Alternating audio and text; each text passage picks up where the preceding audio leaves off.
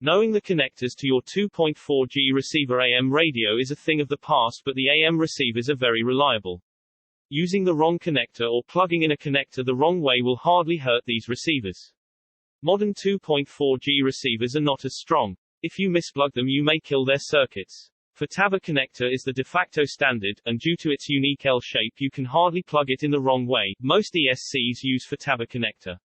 However, not all servos follow the Futaba standard in terms of wire colors and connector shape.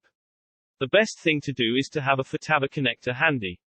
Use it as a reference. The side where the metal contacts are visible should be facing the same direction. Also, make sure servo always goes to channel 1 and ESC always goes to channel 2. Misplugging the ESC can risk killing the receiver instantly.